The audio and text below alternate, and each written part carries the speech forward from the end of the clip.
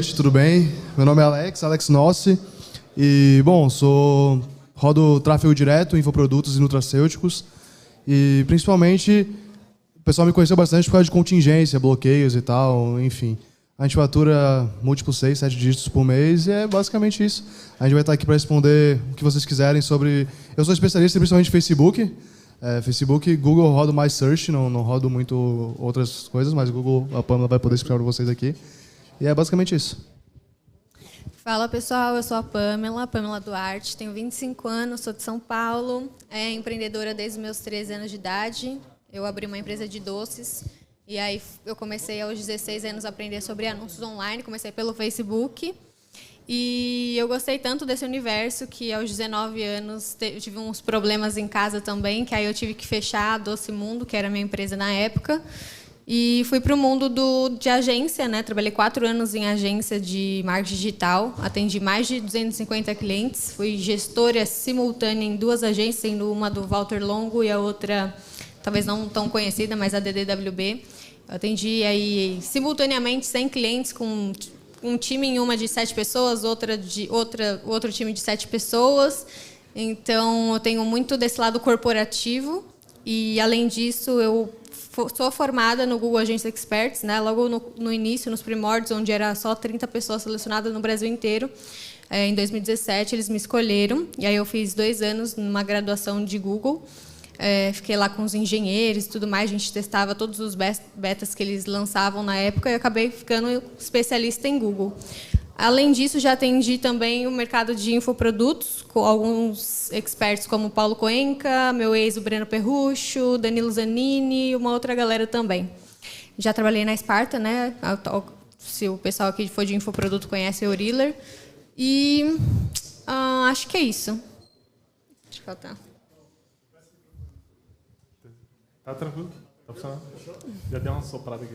Então, pessoal, vamos aproveitar. Tá com o microfone? Tá aberto? Teste. Não. Teste, agora foi. Bom, pessoal, vamos aproveitar aí, tá? As primeiras perguntas eu vou começar perguntando. Hoje, qual que é a melhor fonte de tráfego aí para quem está começando? Cadê? Tu quer causar briga aqui agora? Não, aqui, né? Comigo não. Comigo eu falo que a Google é o último. Pode falar, cara. Facebook, para mim. Eu comecei com Facebook com 16 anos. Vocês só terem uma noção, eu tinha a minha empresa de doces, né?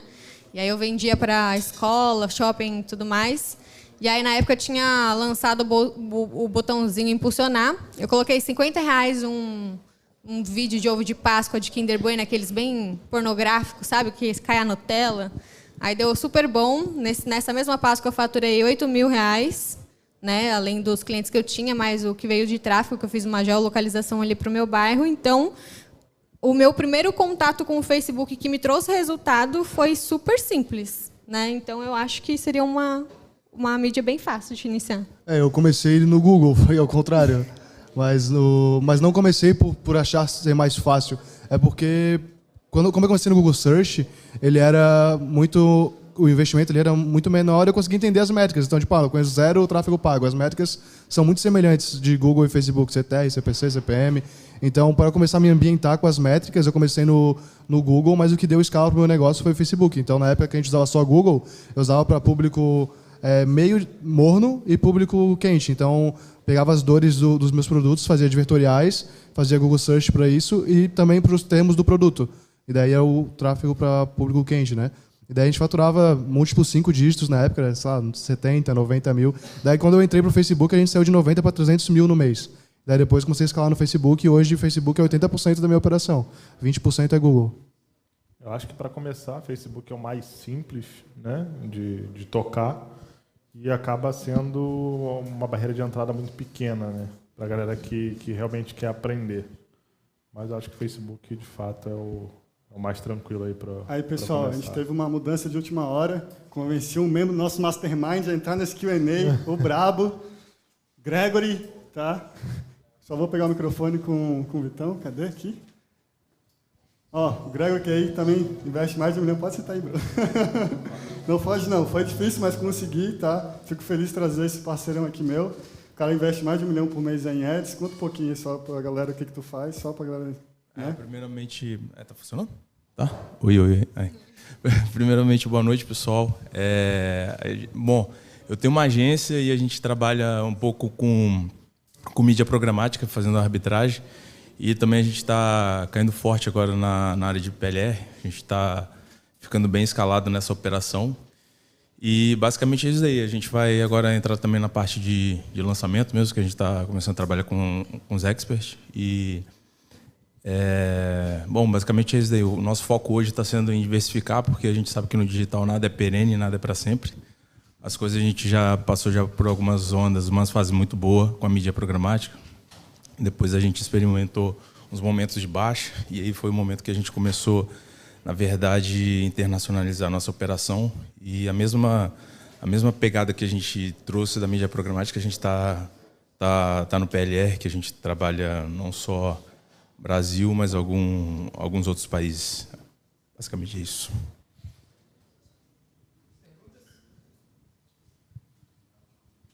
Vamos perguntar, galera. O pessoal tá tudo com sono já. Eu posso fazer uma pergunta? Pode. Eu nunca trabalhei com mídia programática, né? E eu sempre quis utilizar, porque eu sei que o resultado é muito bom. E eu queria saber, assim, eu já andei pesquisando para começar, e uma das barreiras é justamente a plataforma, né? Você tem que pagar um valor alto, é isso? Eu não entendo muito bem. Como que seria para eu, por exemplo, quero iniciar com mídia programática, qual que seria a barreira de entrada? Bom, mídia programática é um negócio um pouquinho complexo de falar, porque é o que acontece. Eu não sei se muitos de vocês já estão familiarizados já com o termo, já ouviram falar, mas o que o pessoal mais trabalha atualmente no mercado é uma forma de arbitragem. A gente compra barato e revende alto esse tráfego. Basicamente é isso, trocando em miúdos. E como assim? A gente, na verdade, direciona tráfego para páginas de artigo, de blogs, e ali a gente tem uma estrutura de precificação de bloco de anúncio, em função de UTM, URL, enfim, uma série de coisas. E a gente tenta ajustar, fazer tipo um ajuste fino dos blocos de anúncio para que eles deem a maior rentabilidade possível. De tal forma que, vamos supor, se eu paguei X para aquele usuário me dar um page view ou fazer um início de sessão na minha página, se eu paguei R$1, eu no mínimo eu tenho que recuperar com ele ali no tempo que ele estiver dentro da minha base, obviamente mais do que R$1 para eu poder ter ROI na operação. Senão não faz sentido nenhum. E aí o nosso trabalho é esse.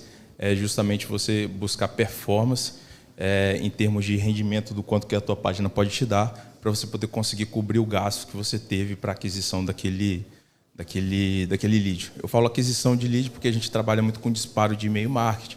Antes de qualquer page view que eu tenho nos meus sites, aquele cara ele já entrou na nossa base, então a gente dispara e-mail com bastante consistência e frequência. É basicamente isso. Se eu quisesse hoje investir em mídia programática, você tem a plataforma para fazer isso? Bom, vamos lá. Você acabou perguntando, eu fiz essa volta toda só para poder explicar e contextualizar e esqueci de abordar isso daí diretamente. O que acontece no caso da mídia programática é o seguinte, eu diria que ele é um segundo passo depois do Google AdSense. A maior parte que está familiarizado, né, com o Google AdSense. Então, mas no caso do Google AdSense, o que acontece? Você não tem controle do inventário, você simplesmente coloca uma tag lá e ele começa a exibir anúncios de maneira aleatória. Já na mídia programática, ela difere um pouquinho, porque você não usa a própria plataforma do Google AdSense. Você faz o controle do seu inventário dentro do Google Ad Manager.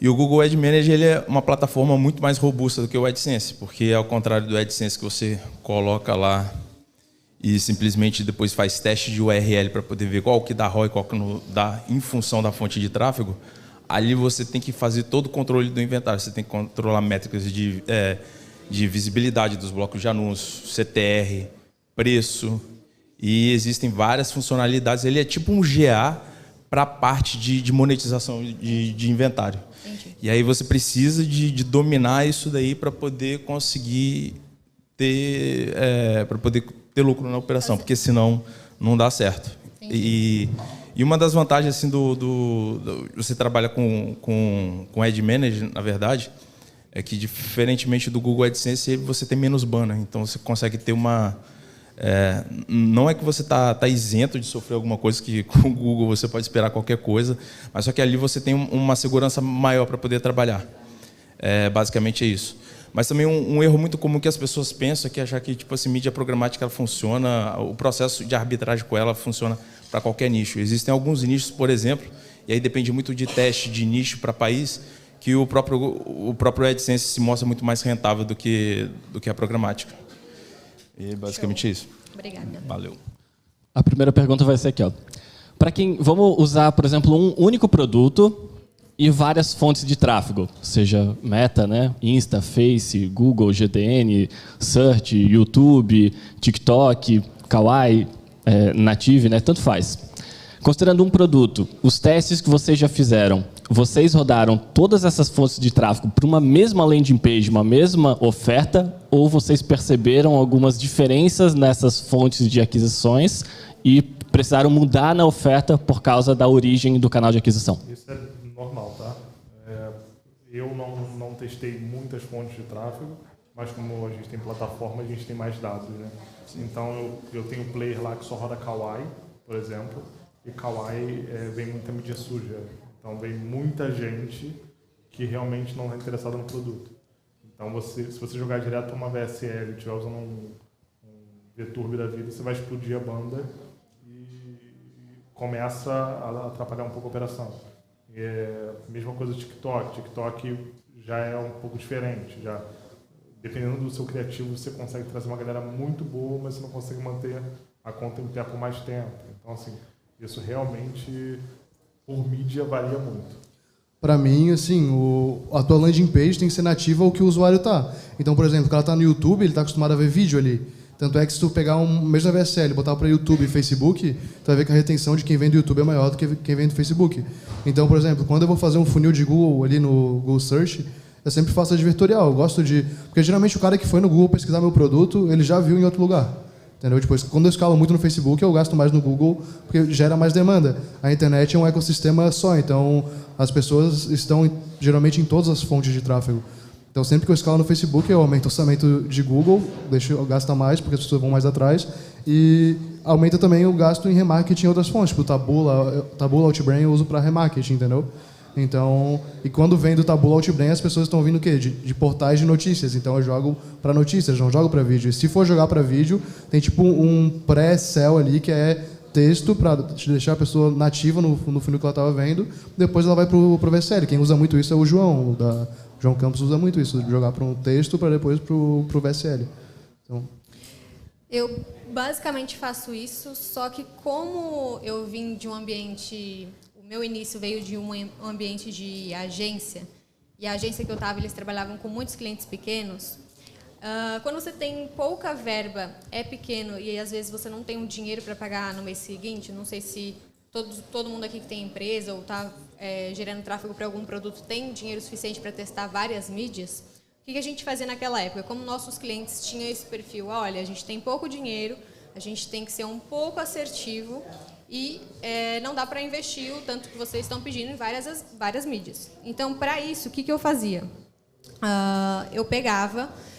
primeiro, a gente faz toda a análise de mercado do cliente, onde é que está o público dele, qual que é a oferta dele, quanto é que o concorrente está anunciando, qual que é a comunicação. E, dentro disso, a gente já conseguia ter uma noção ali, é óbvio, né?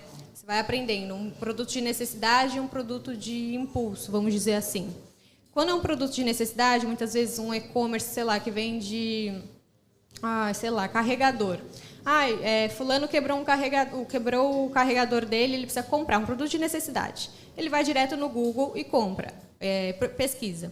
Preciso de um carregador X para o meu modelo Samsung.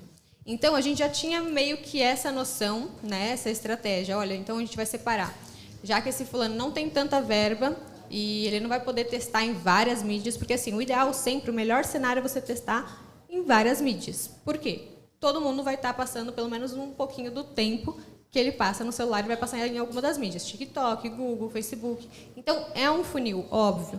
Só que quando você tem pouca verba, e quando você tem que ser mais assertivo, você tem que já ter essa pesquisa de início. olha, eu tenho que investir, sei lá, R$1.000, então vou ter que ter essa noção. Meu produto aqui é de impulso, é uma camiseta que ninguém conhece, super, sei lá, da moda, vou vender no Facebook, no Instagram, né? Porque é onde as blogueiras estão, às vezes elas vão ver ali, você pode fazer um trabalho de influência e ali, né, você vai direcionar. Então você vai começar a testar por ali. Então eu fazia tipo meio que essa estratégia quando eu não tinha tanta verba para os meus clientes. E, obviamente, conforme for vendendo e tendo mais verba, a gente ia adicionando mais canais de mídias para esse cliente. Bom, eu concordo com muita coisa que os colegas aqui falaram, mas assim, lá na empresa a gente tem um approach um pouco mais pragmático, porque o que acontece? Como a gente ultimamente tem trabalhado forte essa questão do PLR, a gente adotou uma política de não criar muito amor nem funil e nem a oferta. Até porque a gente está no processo de jogar isso daí para outros países. Então, o que a gente faz? Geralmente a gente tem um modelo nosso, que muitas vezes não vai funcionar. Isso daí está ok. E para algumas ofertas, obviamente, mas a gente foca na produção em massa desses conteúdos e oferta e coloca para poder rodar. Aquelas que vingam nos países em países X, Y, Z, a gente mantém. O que não vai, a gente mata com a maior velocidade possível e a gente parte para outro. Porque, assim, o que a gente vê, principalmente na questão do infoproduto, um ângulo diferente que você adota para um determinado... um ângulo diferente que você adota para um determinado produto pode fazer, assim... vai transformar, vai dar a cara assim para aquele produto, vai transformar em uma outra coisa, vai dar uma outra percepção para o seu usuário. E se a gente caísse na neura de falar bem assim, poxa, a gente testou isso daqui para o Facebook e deu certo, mas jogou no Google essa página que ela não está dando o resultado que a gente queria, a gente vai acabar entrando num processo de microgerenciar vários aspectos para poder fazer a adaptação para uma determinada plataforma que nem sempre eu vou ter garantia de que aquilo dali vai representar o Pareto da minha operação. Então, uma questão de custo de oportunidade. Onde que eu vou empregar a maior energia e os recursos humanos que eu tenho da minha equipe. Então, eu procuro seguir um padrão que, novamente, nem sempre é o melhor padrão para aquele tipo de oferta, para aquele tipo de país, para aquele tipo de meio de aquisição, mas é assim que a gente se posiciona e tem dado certo. Beleza? Mais perguntas?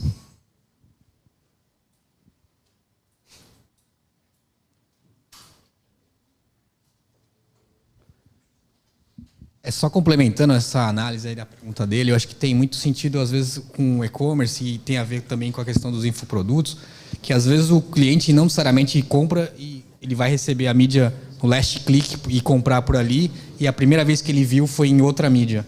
Então, dentro do próprio Google Analytics, tem uma questão lá de Google Assistência, né?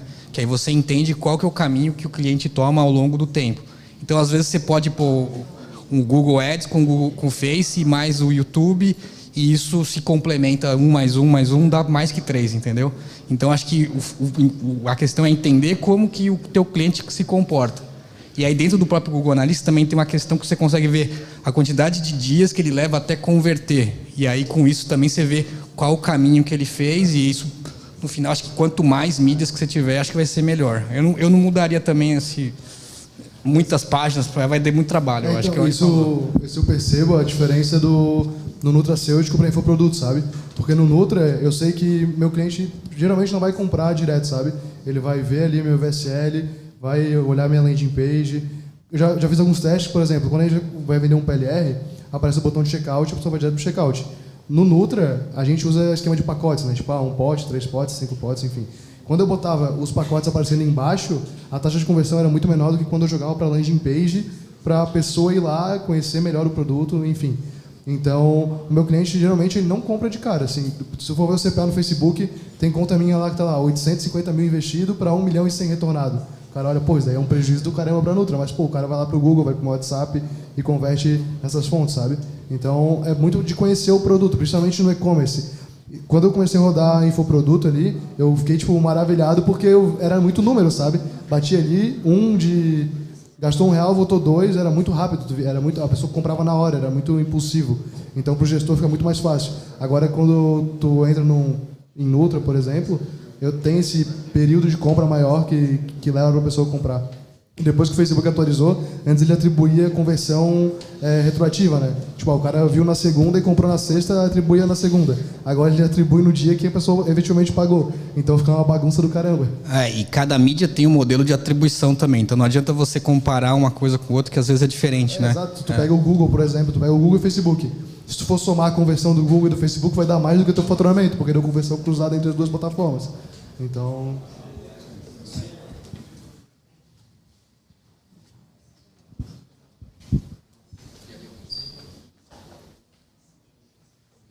Aproveitando, o pessoal do YouTube aí pergunta também que a gente vai ler as perguntas, tá? Uma duvidazinha rápida, uma dúvida mais estatística mesmo. Quantos % do faturamento de vocês é de venda recuperada? Cara, depende do produto. Mas, por exemplo, nos meus Nutras ali, eu estou fazendo mais ou menos uns 35% de recompra, tá? De recompra de clientes que eu reativo no meu funil. Eu estou perguntando exatamente a pessoa que entra no funil, abandona o carrinho, inicialização de checkout. Sem comprar. Sem comprar? Não, sem comprar a primeira vez. Para você recuperar. Recuperação de vendas, eu estou perguntando. Porcentagem do faturamento, que é de recuperação. Esse número eu não sei exatamente, não. Lá de fora eu não faço nada hoje. E eu estou conseguindo a rentabilidade só no tráfego direto. Eu ia dizer a mesma coisa. Tipo assim, eu não tenho essa estatística na ponta da língua, mas se a gente for falar um pouco de remarketing ali, porque, né, num geral, vou ter de cabeça um remarketing. É menos de 20%. Eu também só faço remarketing porque se for com suporte, a gente não dá conta, né, em função assim, da quantidade de produto que a gente tem meta aí de trabalhar e os países, entendeu? Então, assim, só uma questão mesmo de remarketing, mas eu não estou com esse número aqui não, até porque tem vários produtos, então, assim, varia demais. Depende do produto, porque assim, eu trabalho com vários nichos, né? Infoproduto, e-commerce, então cada um tem meio que uma porcentagem diferente. Posso perguntar? Na questão tática, assim, dentro do Facebook, Google, no geral, vocês seguem uma forma exata durante um período de tempo para escalar suas operações? Por exemplo, esse mês está funcionando muito melhor ABO, ou então também funcionando melhor CBO, ou é algo mais volátil? Cara, não...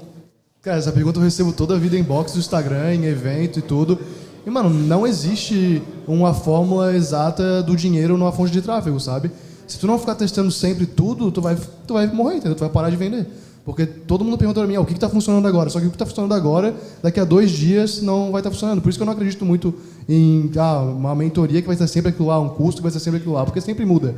Desde que eu comecei até agora, eu já testei diversas formas. Tipo, antes do iOS 14 lá, eu subia um CBO com um 111 lá, uma campanha, um conjunto e um anúncio, botava a verba que eu queria lá, 10 mil, e batia CPA caro no começo, até o final do dia eu sabia que meu CPA ia normalizar.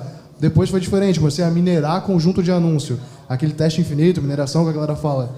Comecei a testar com uma porrada de anúncio com verba bem pequena, conjunto com verba pequena. Daí foi para BO. Mano, agora eu testo tudo. Eu testo o maximizar conversões lá. Não, maximizar conversões é no Google, né? Eu testo o maior volume, testo o limite de custo, testo o ROAS mínimo, testo tudo. Então tem vezes lá que eu subo 200 mil de orçamento e não quer dizer que vai gastar 200 mil. Quer dizer que eu botei 200 mil de orçamento e tá lá com o limite de custo, ou CPA desejado de R$80 e ele vai gastar lá 20 mil no dia, entendeu?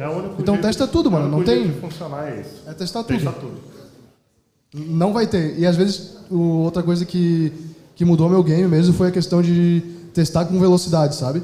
Porque ou tu gasta tempo ou tu gasta dinheiro na fonte de tráfego. E antes, quando eu ia testar, eu testava com muito pouco. Botava R$120 para validar um criativo. Daí ficava 3 dias lá para validar, acertar o criativo. Daí quando eu acertava o criativo e ia escalar, eu tinha só mais 27 dias do mês para rodar. Daí rodava mais 5 dias, tinha que testar de novo, perdia mais 3 dias. Agora eu testo com muito volume de dinheiro, então qualquer teste que eu faço é com no mínimo 5, 10 mil, entendeu? E não quer dizer que eu vou perder 10 mil, que eu vou perder 5 mil. Quer dizer que eu vou colher a informação muito mais rápido, vou identificar que deu problema muito mais rápido, vou pausar, e se eu acertar, eu acertei com a mão muito mais cheia, então eu vou lucrar muito mais, entendeu? Esse errado você não vai perder tanto, né? Não perde, tipo, às vezes eu subo 20 mil para testar. Cara, gastou R$1.000, eu já consigo ver que deu merda, entendeu? Então eu não fico 5 dias para perder aquele dinheiro. Eu perco muito rápido e quando eu acerto muito rápido com muito volume. Eu concordo com isso, principalmente em Facebook. Agora, em Google, quando a gente fala em investimento, tem muito disso. Tipo assim, eu estou começando com R$1.000, é óbvio que sua leitura de dados ali para dar inteligência para o Google vai demorar mais. Então, quanto mais investimento você coloca numa plataforma, mais leitura de dados ela vai ter e melhor ela vai performar. Quando a gente está falando de Google, eles têm um machine learning que é um pouquinho demorado. Tipo, não é igual o Facebook, que tipo, é mais rápido que o Google. Eles têm ali um processo ali de aprendizagem um pouco mais demorado. Eu não vou falar, tem 15 dias do que, sei lá, o Facebook é 7, porque não é isso. É tipo assim, é quanto você coloca de investimento, que é o quanto você vai dar de dados para ele e aprendendo ali com a máquina e, é óbvio, te trazer o melhor resultado. Então, é sempre isso. Por plataforma, eu sei que o Google demora um pouco mais, mas não tem essa questão de dias. Depende muito de quanto você está colocando de investimento. Esse é o principal fator.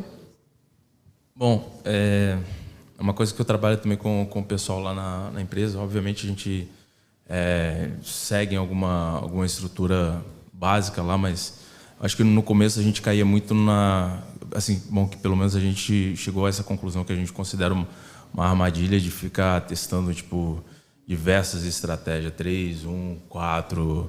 Porque pra gente isso daí, na real, nunca surtiu efeito nenhum. O que a gente procura focar mesmo é oferta, criativo e página de venda. E se você tiver um criativo, uma oferta alucinante, cara, o teu CTR vai explodir, consequentemente o teu CPC vai lá embaixo. Evidentemente, considerado aí o nicho que você vai estar trabalhando, porque não adianta. Alguns nichos eles têm um leilão mais concorrido mesmo, então você vai chegar num limite ali do CPC. E por que eu falo em CPC? Às vezes muitas pessoas podem falar mas CPC é uma métrica que não é tão relevante assim, beleza. Mas só que quando a gente fala de funil, a gente fala de uma cascata de métricas, entendeu? Quanto mais otimizado tiver cada etapa do teu funil, melhor vai ser o teu CPA lá no final. Isso daí vai refletir de alguma forma lá no final. Então, assim, o que a gente procura focar são realmente essas 3 variáveis. E com relação ao CPM, o CPM é quase que invariável. Quando você parte para um processo de escala muito agressivo, ele vai estourar. Até mesmo com escala horizontal, a gente já testou, já fez diversos... Eu não sei se os colegas aqui têm alguma experiência diferente, mas a gente partiu várias vezes para a escala horizontal, até mesmo trocando, sei lá, conta, BM... Mas eu não sei o que acontece que acaba estourando do mesmo jeito. Assim, quando a gente consegue fazer uma escala horizontal, eu acho que esse impacto ele é, de uma certa forma, assim, mitigado, mas eu acho que não tem muito para onde fugir. Então, assim, a coisa que a gente sempre foca mesmo é oferta, criativo e página de venda. Porque se tiver isso daí, a gente acaba com tudo. Porque não adianta você ter a melhor estratégia, mas lá no final das contas você não vai chamar a atenção de ninguém, você não vai conseguir converter na tua página de venda. Então, assim, a gente foca mesmo bem no feijão com arroz. E é basicamente isso. Isso que tu falou do CTR aí, eu até estava na palestra de vocês falaram, era uma coisa que eu pensava muito há um tempo atrás, eu só ligava para a métrica primária, só CPA e ROAS, lucro líquido, e daí, sabe o Igão? Então, eu tava trocando ideia com ele falou, eu olho para CTR e tal, eu fiquei, mano, foda-se o CTR, o CPC, falava isso para ele, né, só olhava para lucro líquido e para CPA.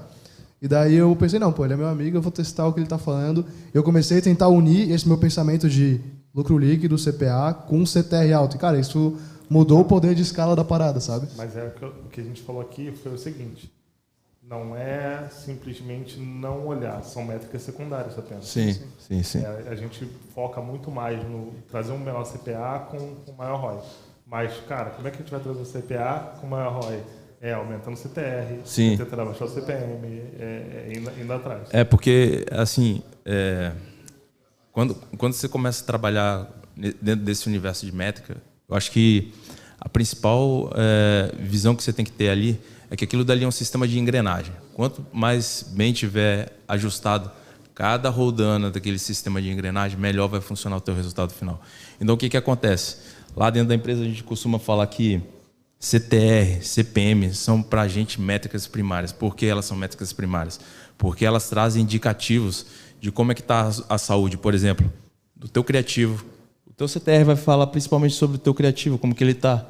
E isso daí a gente investe tempo demais.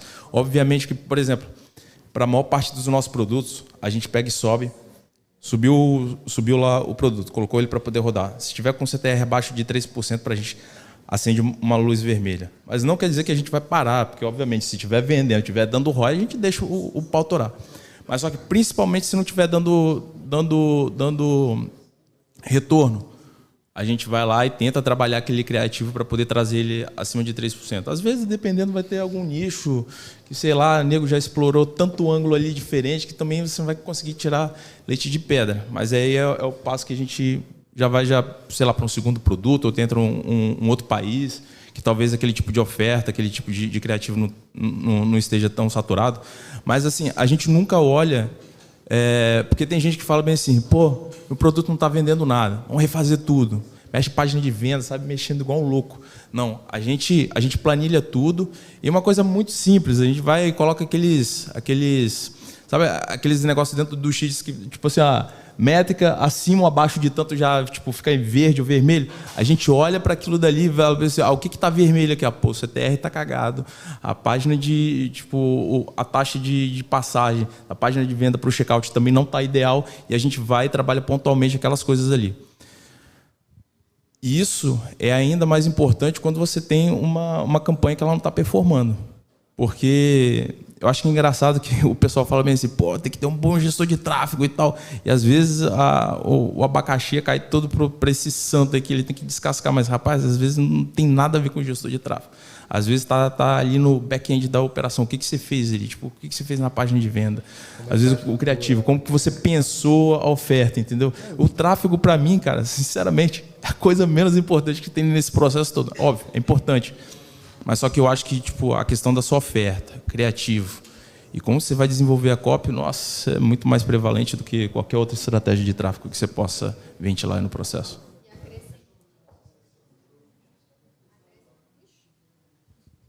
E acrescentando, quando a gente está falando de e-commerce, principalmente, eu brinco que eu não pego hoje cliente sem, óbvio, virar o site dele de ponta cabeça, fazer análise ali de SEO, porque assim, um e-commerce, se ele está com o SEO quebrado, o que é o SEO? É a estratégia ali, né, das palavras-chave, da velocidade, tudo que vai ranquear ele organicamente no Google, para ele poder, para o Google ler e falar assim, um site qualificado, bom para, né, seguro, que você pode ali comprar.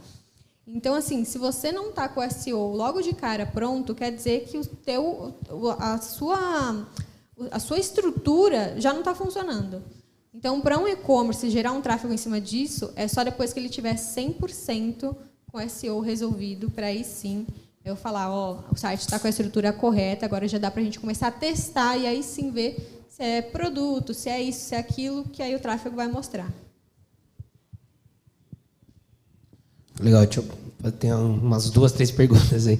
Essa complementando, né, que você falou das métricas, eu olho o feijão com arroz ali, né, se deu aquisição, tá legal, mas o legal das métricas é você saber identificar a etapa que você está. Às vezes sua página de vendas está legal, mas seu criativo não está tão legal.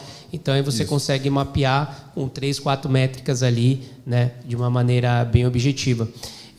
A primeira pergunta seria o seguinte: você subiu um produto de 197. Qual que é a sua nota de corte ali? Falou, pô, não converteu, gastei tantos reais, e aí você, identificando através das métricas, se é a página de venda, se é o criativo, vocês estopam ali a operação para revisar. Eu geralmente gasto de 5 a 10 mil reais para fazer teste de preço. De um produto?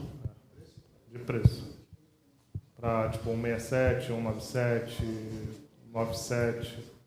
A gente faz esses. Não, para ter a conversão do produto, eu estou falando, né? Não. Né? Então é outra coisa. Sim. Na realidade, eu achei que era teste de preço. Eu levei um susto aqui. Eu também pensei no começo. Caramba. Tá com bastante grana mesmo, hein? Geralmente é um CPA. Um CPA por conjunto. Que eu Sim. Mas aí ele deu, sei lá, o produto é 200 reais, deu 200 reais, não virou nada, você trava. Seria isso? Depende do teste que eu estou fazendo. Tem teste que eu faço só com um CPA, tem teste que eu faço com 2 CPA e deixo arder, porque às vezes chega no final, mete 3, 4 vendas, sacou? Depende do produto também. Porque, por exemplo, em Nutra, como eu falei, o processo de compra é um pouco mais demorado. Então, eu sei que às vezes eu gastei 200 reais ali, eu vou pausar a campanha porque não vendeu, e no dia seguinte ia bater 3 conversões.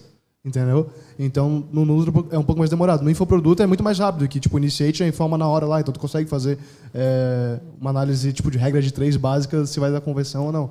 Mas ali eu deixo gastar, cara, no máximo, do máximo, uns 3 CPA, sabe?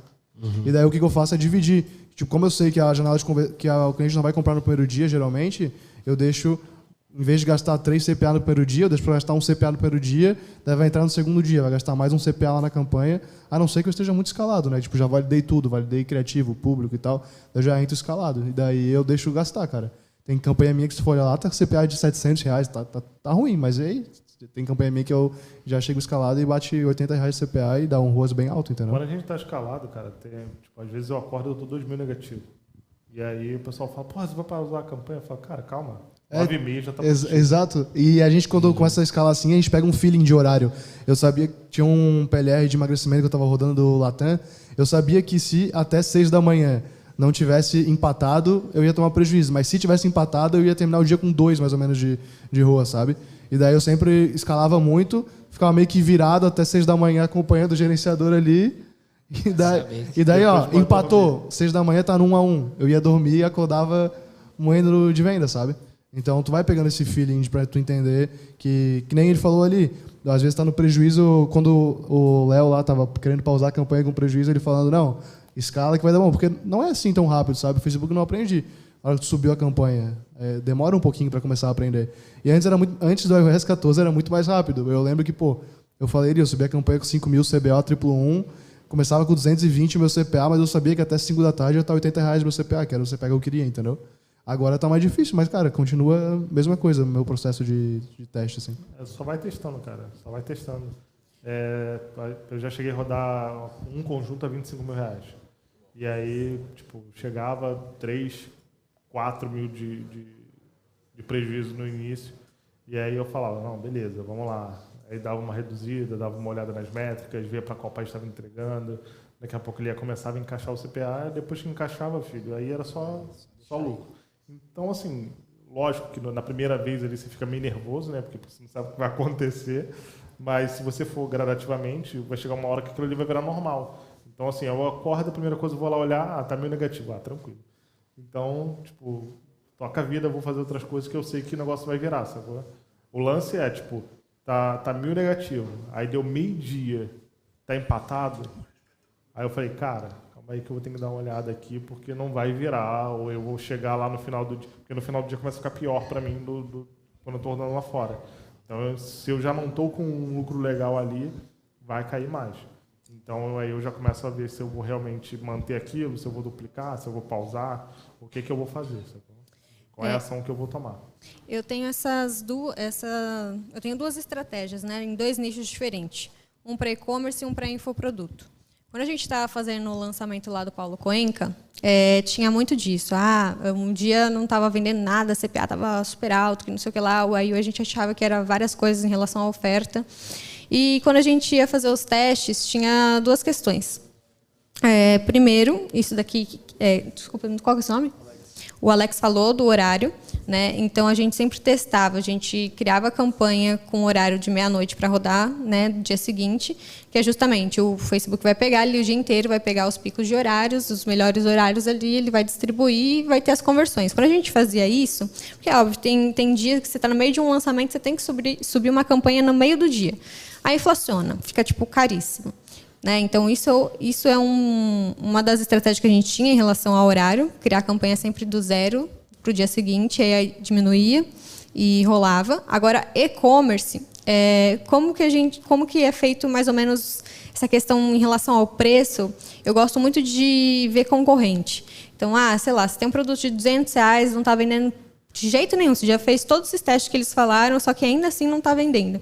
Faz a sua pesquisa de mercado, vê quanto é que seus concorrentes estão vendendo, se está tipo acima, quais são os benefícios, o que está rolando ali, qual que é a promessa que eles estão gerando, que eles estão no mercado e eles estão vendendo. E aí, em cima disso, muitos dos produtos que às vezes não funcionavam, eu ia olhar os concorrentes, era tipo muito mais barato, ou com uma promessa tipo, com mais melhorias. O frete também, né? O frete, tem tudo isso daí. Então, são esses os pontos assim que eu lembro de cabeça. Bom, a gente igual o Alex aí falou, mais ou menos isso aí, uns 3 CPAs. É para Facebook, tá? E a gente deixa rodar aí no máximo uns 3 dias. Porque pra gente, assim, dentro da nossa experiência, é o mais suficiente para poder analisar, pelo menos ter um diagnóstico inicial ali, aonde que a gente vai mexer ali no funil como todo.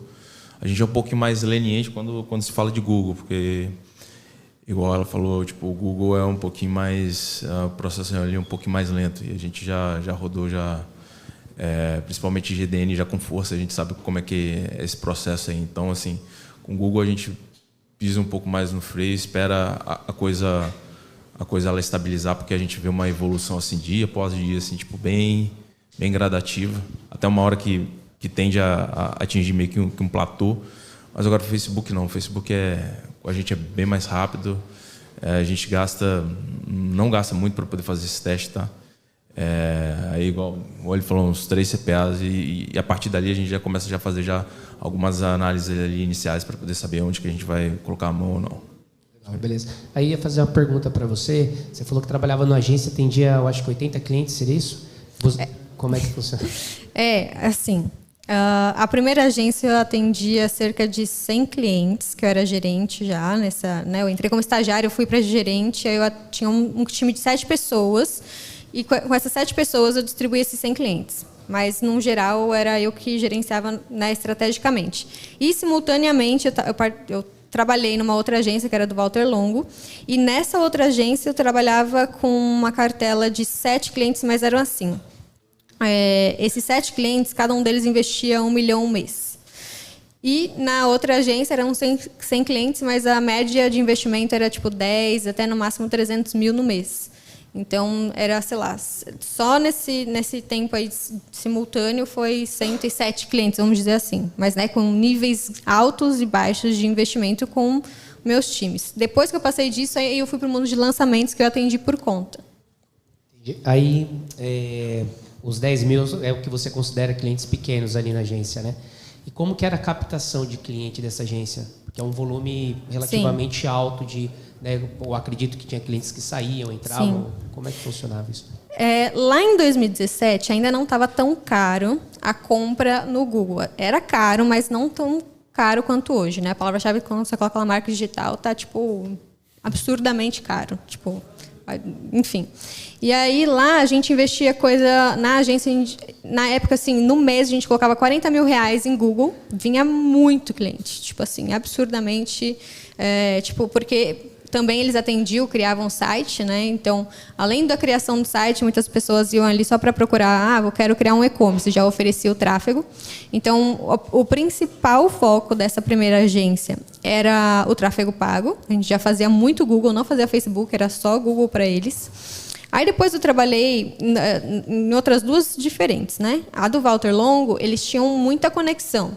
Então, esses 7 clientes que a gente tinha, que era tipo Gigante, Livelo, Vela, era conexão. Eles traziam de contato próprio deles. Só que tem uma outra. Eu trabalhei também na agência do Fábio Ricota, agência Mestre. Lá, o esquema de captação de cliente deles é invejável. Tipo assim, eles têm uma equipe de vendas que é a maior de toda a empresa. É o maior time que tem lá.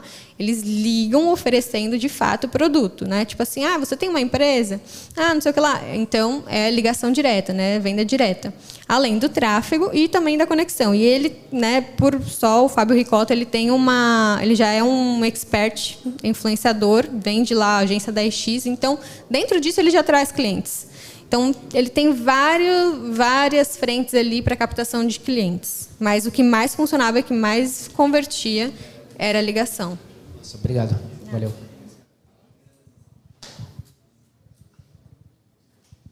Opa, boa noite. Eu queria perguntar mais para o Alex em relação à estratégia de nutracêuticos encapsulados, né? Como é que funciona o teu processo de aquisição de clientes? Você faz influências, advertorial, ou é só mídia mesmo? Como é que é o teu modelo? Cara, hoje eu uso advertoriais e VSLs, uso ambos, tá? Porque antes eu usava só advertorial, daí alguns advertoriais meus saturaram e tal, normal, toda oferta vai saturar. E daí na época eu e o Kaique, a gente começou a Injuro Amigo, e daí ele rodava só PLR com VSL. E daí ele falou pra mim, mano, testa VSL para os teus encapsulados e tal. Daí eu fiz a primeira copy de VSL e na época, tipo, pouquíssimas pessoas usavam VSL para Nutra. Só os caras muito antigos do mercado, muito grandes, usavam. E daí eu comecei a testar e deu muito bom. E daí, como eu falo no Instagram, eu falei, tipo, muita gente começou a usar também. E daí todo mundo foi para VSL. Cara, todo mundo assim de Nutra começou a fazer VSL e deixou a advertorial um pouco de lado. E daí chegou um momento que minhas ofertas de VSL saturaram também. E daí eu lembrei, pô, aqueles advertoriais que eu tinha lá atrás, convertiu pra caramba, eu vou testar de novo para ver como é que tá. E eu testei exatamente os mesmos advertoriais do Facebook de novo e voltou a vender. Então, depois que eu percebi esse ciclo das ofertas, eu comecei a renovar elas. Porque como eles falaram ali sobre o produto deles lá, Frases da Conquista, o público vai se renovando. Então, quando o rapaz perguntou ali, cara, é normal que está há 7 anos vendendo. Por quê? A mulher que tinha 18 anos lá na época, hoje está com 25 e agora tem novas pessoas que estão interessadas em comprar o produto. Então, eu tenho produtos que eu tenho certeza que vai vender por mais de 10 anos, porque o público vai sempre se renovando. Então, as ofertas também podem ser utilizadas novamente em ciclos, sabe? E o que a gente usava em 2015, eu consigo trazer para hoje, que não funciona em 2018, por exemplo, e eu consigo trazer para hoje e funciona. Então tenha meio que um banco de ofertas salvas ali, porque, cara, vai voltar a funcionar, sabe? E se não voltar, beleza, tu testou ali, não funcionou, descarta, mas de forma cíclica vai voltar a funcionar. E influencers, como é que faz parte da estrutura? Cara, influencer eu não tenho expertise para te falar. Eu tenho amigos meus que fazem, que têm resultados muito bons, mas eu não tenho expertise para falar sobre influencer. A gente chegou a vender 200 milhões de encapsulados, cara, só tráfego direto e Outbrain tá bom. Fernando, direcionar para você, mas se algum outro colega também tiver uma experiência parecida, por favor. Você, com um único e-book, vendeu 31 milhões. Eu tenho um desafio parecido de ter um único produto e tá na luta de emplacar outros produtos. Vocês... Tem só um produto, a gente tem mais outros. Mas esse foi o que fez esse valor de 31, né? Então, focando nesse único produto que fez 31. Vocês fizeram outros e-books dentro de relacionamento ou outros nichos para também ter um valor, tentar um faturamento expressivo ou focaram energia só neles? E se tentaram fazer um outro produto, tiveram um desafio também de emplacar ele? É desafiador mesmo emplacar um segundo produto? Cara, assim, a gente chegou num... É porque, assim, nem todo mundo abre valores, né? Então, quando a gente chegou ali no 1 milhão por mês, a gente não tinha mais muito amiguinho para conversar, para trocar ideia, para saber como é que a gente ia chegar em 2, como é que a gente ia chegar em 3. Então, assim, eu fiquei, cara, e agora? Como é que a gente vai fazer isso? E eu sempre perguntava pro Léo, porra, como é que a gente vai fazer? Ele falou, cara, vamos dobrar de tamanho, vamos botar mais dinheiro. Mas nem tudo era sempre só mais dinheiro, né? E aí a gente começou a olhar realmente, cara, vamos olhar para esse mercado, existem coisas fora desse mercado, então vamos continuar rodando isso aqui. E aí foi quando a gente conheceu o encapsulado. E aí a gente falou, cara, porra, um cara chega para mim e fala que está vendendo 7 milhões em encapsulado. Eu falei, cara, se ele consegue, eu consigo também. Então eu já entrei na mentalidade de buscar os 7 milhões, tanto que a gente bateu 7 milhões no primeiro mês. Então eu falei, cara, achamos e tal, só que aí eu vi que na época não era tão lucrativo, foi em 2017 isso. Não tinha incentivos fiscais, eu sentava na ponta, o governo ficava com a metade do lucro e a outra metade a gente dividia para 4.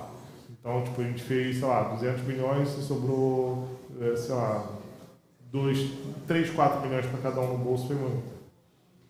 Então, assim, hoje está um pouco diferente, hoje você consegue alguns incentivos para pagar um pouco menos de imposto, mas mesmo assim, eu, Fernando, não voltaria para o encapsulado, porque pagando 2,8% de imposto em e-book, filho, você criando um e-book assim, numa velocidade. Super Slim X foi um dos mais famosos, chegou a vender 80 milhões. Super Slim X. Se você pesquisar na internet, você vai ver várias falsificações que o pessoal vende até hoje. Isso foi uma coisa que intrigou a gente, né? Tipo, em todo lugar que nós íamos, de loja de mundo verde, tinha o nosso produto lá, que não era o nosso. E aí a gente foi pro nicho de impotência, e aí vendeu mais de 60 milhões com impotência. E aí depois passou para o Gel também, para pegar a mesma linha, só com um novo conceito. Vendeu mais uns 40, 50 milhões. E aí a gente parou com o produto físico, mais por dar atenção à plataforma e mantemos o relacionamento no jogo para conseguir tratar de igual para igual com os nossos clientes. Então, assim, eu continuo fazendo tráfego, continuo mexendo com a oferta, para quando o meu cliente chegar para mim e falar, cara, pô, estou fazendo assim, assim, assado, estou com quase 50%, como é que eu faço para escalar? Eu consigo me comunicar com ele de uma forma muito mais efetiva. Basicamente isso. Vocês querem falar também? Tranquilo. Perguntas da galera do YouTube. José, gostaria de saber quando usar uma VSL numa landing page e quando apenas usar a land para matar objeções sem VSL. Tem que entender o nível de consciência do teu prospecto ali. Se o cara é público frio, tu tem que criar a consciência nele, construir a consciência e o desejo de compra. E se é um cara, por exemplo, que já conhece teu produto e tu tá rodando um remarketing, muitas das vezes funciona tu mandar uma landing page com desconto ou ressaltando que teu produto tem frete grátis. É engraçado que todos os meus produtos têm frete grátis, mas eu faço remarketing falando do frete grátis, daí eu converto mais no remarketing, porque a pessoa não se atentou ali na página que tinha frete grátis. Então, mas depende do... Preço... Oi? Você coloca frete? Eu coloco frete, mas eu coloco o frete gratuito e o expresso eu boto um valor. Daí tu bota... Igual que a gente fazia. Que é o mesmo frete, né? Só porque a gente só aumentava a lucratividade que a gente... exatamente. Então, tu tem que entender qual que é o nível de consciência do teu prospecto para ver de qual forma que tu vai abordar ele, entendeu? Pergunta para o Gregory. Qual o melhor país para rodar Google Ads? Para rodar Google Ads? AdSense. Será que foi... AdSense. Aí depende do nicho. Aí depende do nicho. Ajuda aí. Tem que testar. Tem que testar, porque aí foi muito vago. Tem mais uma pergunta do Fernando para o Gregory. Entre as plataformas que você usou, qual a melhor fonte de tráfego para mídia programática? Pra gente tem sido até hoje Facebook e depois TikTok. Google Ads a gente já usou bastante. Tem muita gente ainda que usa. Mas depende também muito do nicho e depende também muito do setup que você tem. Por exemplo, se você tiver uma DEX própria, você tem mais gordura para poder queimar, você consegue ter uma performance maior no site e aí você consegue pagar mais caro. Aí você consegue pagar mais caro, beleza, você consegue ter ROI enquanto outras pessoas não vão ter, entendeu? Mas pra gente, Facebook e TikTok são os melhores. Pergunta para eles. Funil de encapsulado para boca e meio de funil. Mais uma vaga. Ô, galera, vamos especificar a pergunta. Alguém aqui tem alguma pergunta? Vamos ver se tem mais alguma do YouTube. YouTube. O pessoal quer muito uma receita pronta, sabe? Não existe uma receita pronta quando a gente está falando. Claro que existem pilares que têm que ser respeitados e seguidos. E nem sempre são os mesmos, às vezes muda. Mas não existe esse negócio de setup pronto, sabe? Qual criativo funciona melhor, vídeo ou imagem? Cara, qual headline é melhor? É vermelho ou preto? Cara, e sempre que for testar, testa de forma, ele estava falando ali, testa de forma isolada. Tipo assim, não está funcionando o meu VSL, eu vou trocar tudo. Daí tu não está testando nada, porque tu não sabe as variáveis que tu está trocando, entendeu? Então, sempre que eu vou testar, antes eu e meu sócio, a gente pensava assim, vou mudar lá a disposição dos pacotes. Eu acho que assim é melhor. Cara, tu não acha nada. Quem acha é o teu cliente, sabe? Então tu vai fazer um teste, sempre isola as variáveis e testa fazendo um teste AB contra a tua versão atual. Daí só assim tu vai conseguir identificar quais são as melhores variáveis para o teu funil. Não existe receita de bolo. Eu acho que eu vou acrescentar um negócio aqui. Eu acho que assim, é engraçado que quando até você teve os seus primeiros resultados, eu não sei se os colegas aqui também participam do mesmo sentimento que eu tinha. No começo eu ficava atrás do guru A, B e C, tentando achar assim a fórmula para, sei lá, para o funil de, sei lá, para tráfego frio, para tráfego quente. Mas, cara, você tem que estar confortável com a seguinte situação, que você não sabe desculpa falar aqui, mas porra nenhuma, até você começar a testar. Qualquer produto aqui, seja eu acho que o Muniz também, o Alex, desculpa o seu nome, Pamela, todo mundo, quando a gente lança, a gente não tem zero ideia do que vai converter melhor. Óbvio que às vezes, dependendo daqui, o Alex já trabalha com encapsulado há muito tempo, ele, por estar no mercado todo dia, ele tem mais ou menos ali uma noção ali do que pode pegar melhor ou não, porque o cara está todo dia. Mas, por exemplo, se ele for entrar em um nicho de infoproduto, lançamento, sei lá, qualquer coisa, eu acho que o que diferencia ele ou qualquer cara que tem resultado é que ele sabe para onde que ele vai olhar e aonde que ele vai corrigir. Ele vai ser cirúrgico, ele não vai igual, tipo assim, ter um ataque de pânico e querer reformular desde o criativo até o check-out, se for o caso, entendeu? Mas sem ter analisado nada, assim, tipo, de uma maneira completamente discricionária. Eu acho que a maior virada de chave, pelo menos para mim, foi isso. É você olhar pra merda, pra cagada e falar assim, beleza. Então eu vou mexer aqui, aqui e ali. E é assim que você encaixa as coisas e faz elas virar. E outra coisa, você vai conseguir construir um funil pro teu prospect se tu entender ele. Exato. Então, o que ele falou ali de fazer o atendimento dos clientes, se ele fazer ali para entender, cara, isso é muito importante. A nossa empresa lá, todo produto que a gente sobe novo, o meu sócio, ele cuida mais dessa parte de recuperação de vendas e tal, ele fica ali colhendo informações para melhorar o funil, seja o funil de topo de funil, seja o funil de remarketing, enfim, fica ali colhendo informações. E lembra aquele grupo que eu falei antes lá, que a gente tinha centenas de áudios de clientes? Quando eu fui fazer um VSL, o meu primeiro VSL, eu abria aquele grupo e eu deixava o celular conectado no Bluetooth do carro, e sempre que eu ia dirigindo, eu botava os áudios dos clientes para escutar. Porque eu consegui, cara, entrar na cabeça dos clientes para entender exatamente todas as dores, as objeções, os problemas que eles tinham para conseguir construir um VSL que se conectasse de verdade com a pessoa. Então, tu só vai conseguir fazer isso sabendo o que passa na cabeça deles, não é o que tu acha. Nunca o que tu acha vai funcionar, só se tu for a pessoa que passa por exatamente o mesmo problema que a outra, e mesmo assim vai ter outras perspectivas. Por exemplo, vocês aqui trabalham, querem trabalhar com digital. Vocês têm objeções compartilhadas. Às vezes a pergunta que ele está fazendo serve para outras pessoas. E da mesma forma que isso acontece aqui, acontece com os outros clientes, entendeu? Então, é muito importante colher essas objeções, dúvidas, enfim, de uma forma geral. Porque, cara, se tiver 100 dúvidas compartilhadas, é muito, sabe? E tu vai conseguir destrinchar todas elas em um vídeo. Geralmente, a galera que faz esses testes, cara, você tem que... Eu, pelo menos, né? Eu fico escutando muito o lead.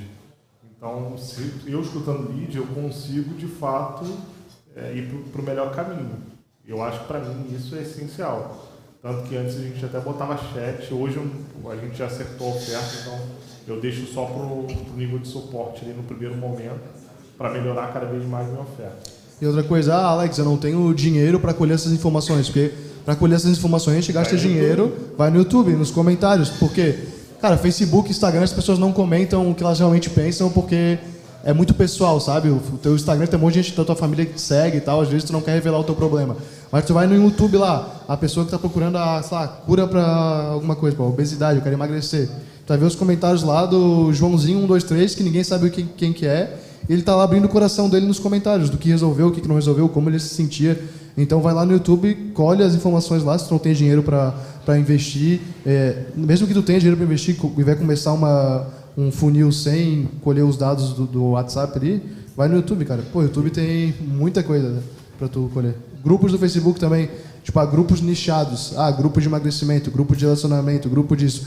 Porque são pessoas da mesma manada. Então elas estão ali compartilhando dores sobre a mesma coisa. Então não tem aquele medo de julgamento de ser público. Então entra em grupos do nicho, vai em vídeos do YouTube do nicho e entende quem que é o teu prospecto de verdade. E criação de oferta, cara, eu acho que assim, a galera peca achando que você mesmo é o lead, sacou?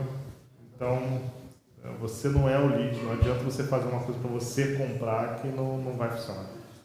Então, assim, mas eu não compraria. Beleza, você só não é... Eu não compraria quase nada que eu vejo por aí, mas é isso aí. É porque eu não me conecto com essa dor. Mas tem coisa que você compra. Tem coisa que eu compro. Exato. Então é basicamente isso. Tenho uma pergunta. Como vocês fazem sua operação de contingência na escala? Porque eu já ouvi muita gente farma de perfis, mas quando você farma perfis, eles vêm com um limite de gasto de $50 ou R$250. Então é muito difícil continuar escalando com muitos perfis, porque operativamente vocês vão precisar mais traffickers, mais gestores. Então, vocês como fazem essa operação de contingência, pero na escala? Vocês compram VMs com limites liberados, vocês farmam eles desde o início, compram contas de anúncio de agências ilimitadas, como que vocês fazem isso no Facebook? Cara, assim, eu acho que a maioria do pessoal que me segue já começou a seguir por causa de farming de perfil, né? Eu falava muito disso, tenho milhares de perfis. E, bom, o que eu faço, cara, eu lateralizo muito. E se tu for parar pra pensar, o Facebook é a mesma coisa que um banco dando cartão de crédito para a pessoa. Tu tem 18 anos, tu vai pegar o cartão de crédito, tu vai ter um limite de R$50 na Nubank lá. Quanta gente aqui posta no Instagram, pô, a Nubank deu R$50 de limite. Por quê? Porque tu não tem score, não tem relacionamento com o banco para ter crédito. Então o perfil de farming, ele é igual a um perfil normal criado naquele momento ali. O Facebook não confia tanto quanto um perfil que foi criado em 2011 e está desde aquela época na plataforma, enfim. Só que desde que eu comecei no mercado, se eu comprei 20 perfis foi muito. Todos os meus perfis foram perfis criados. Então, o que eu faço é o seguinte, eu subo ele de forma horizontal, muitas contas, sempre subo elas usando o remarketing, então, não sempre, né, mas uma estratégia que eu uso para aquecer as contas é usando o remarketing. Eu vou lá, pego o pixel, instalo na minha plataforma, nas páginas, gero o público personalizado e começo a rodar remarketing lá e deixo gastando. O Facebook vai cobrando, vai criando mais confiança, igual no Nubank aumenta teu limite, o Facebook vai aumentando teu limite e vai acontecer das tuas contas ser bloqueadas caso tu infrinja políticas. Então, de 100 contas, se 90 forem bloqueadas, beleza, sobrou 10 ali que aumentaram o limite. Daí tu vai lá e sobe mais 90.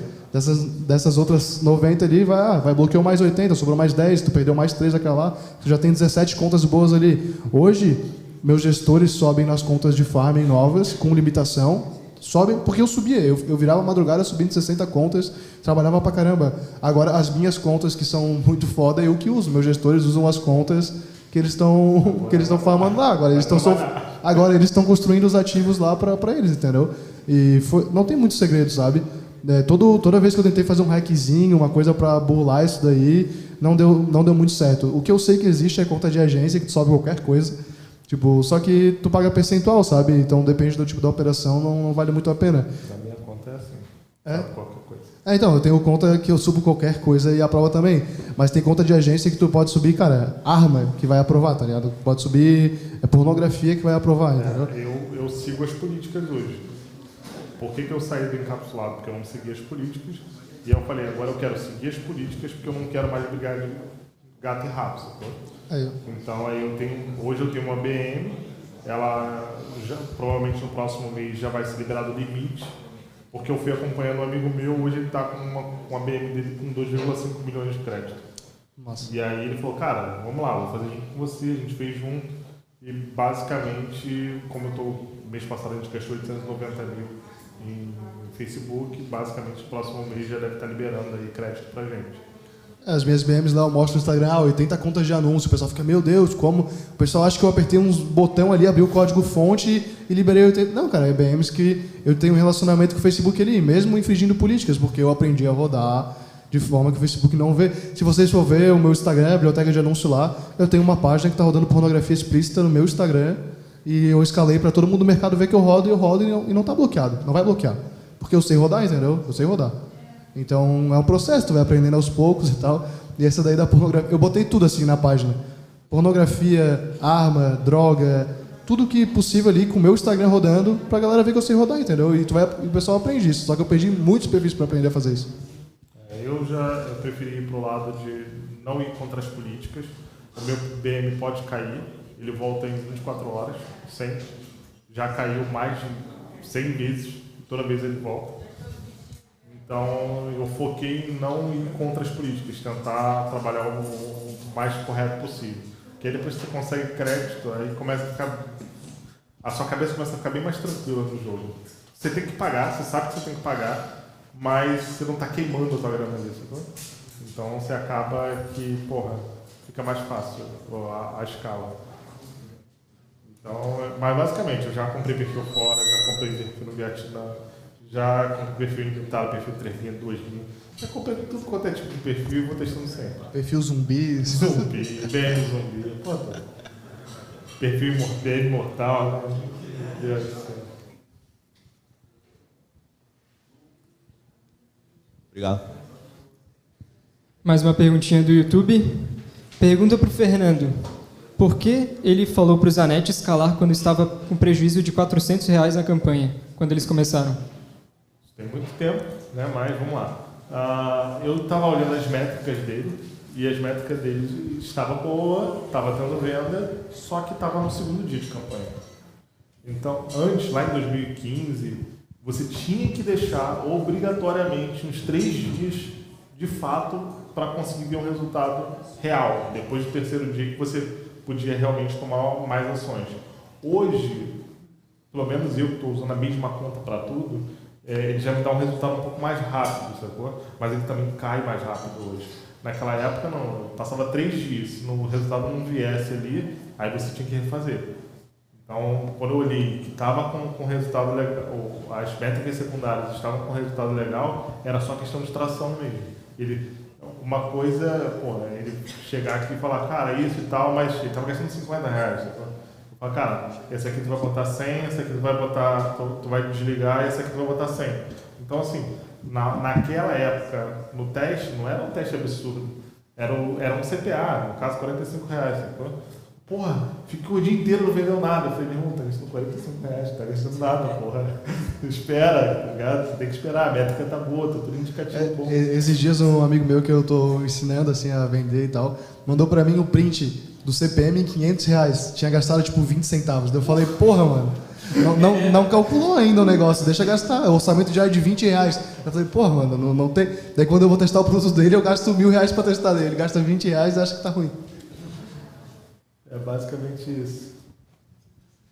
Galera, brabo demais, tá? Vamos lá. Últimas considerações, qual é o Instagram, como acompanhar o conteúdo de vocês, falar com vocês, mais uma vez aí, tá? Então, para falar comigo, Fernando CB Muniz, no Instagram. Pode mandar mensagem lá, o que vocês quiserem aí, tudo que eu falei, alguma ferramenta ou contato que eu tenha falado aqui, a gente pode passar por lá. Se eu não responder, o Leonardo Zanetti vai responder e aí a gente consegue trocar essa ideia. Meu Instagram é Alex Nossi, N-O-S. É tipo nossa, só que com E, sabe? E é isso, meu Instagram é esse e eu posto eventualmente conteúdo lá, faço umas lives ou outra. Tô bem vagabundo com o Instagram, porque eu não vendo curso mentoria, então não posto muita coisa lá. Mas enfim, eu tô sempre compartilhando uma coisa ou outra. Por exemplo, essa semana eu tava com um bug no Facebook que estava desbloqueando a conta muito fácil. Eu postei lá, todo mundo... Nossa, teve gente que desbloqueou a contingência toda com o que eu postei. Sacanagem, parou de funcionar por cadeia. Ia parar de qualquer forma, né? Mas foi... Nossa, todo mundo do mercado falou, né? Eu tirei... Não, mas a gente já estava com isso já tem uns 2 meses e meio. A gente conseguiu desbloquear bastante. Eu desbloqueei, nossa, quase tudo. Praticamente tudo. Você mandava um GIF, né? O meu tá no Instagram, Pamela Duarte com 2U. E no YouTube também, só Pamela Duarte, sem os 2U. Bom, só tem só Instagram, mas meu Instagram é Gregory, com Y, BitBTTI. É o mais complicado. Bom, eu não produzo muito conteúdo, eu acho que eu sou o mais low profile aqui de todo mundo, acho que a maior parte que não me conhece, mas... Já muita gente já veio me chamar, já, inclusive pelo aquele podcast que a gente tinha feito lá no Familhão. Até hoje tem gente. Até hoje vem gente e fala, cara, eu vejo que você roda mídia programática. Aí eu ajudo a galera. Tipo, chega lá, eu troco uma ideia com o pessoal. Uma pergunta assim, pergunta pro Gregory, qual país é o melhor Google AdSense? Nem eu sei, rapaziada. Mas é isso. Quiser falar comigo, chama lá que a gente troca uma ideia. Eu sempre estou aberto. Beleza? Valeu. Palmas aí para esses monstros.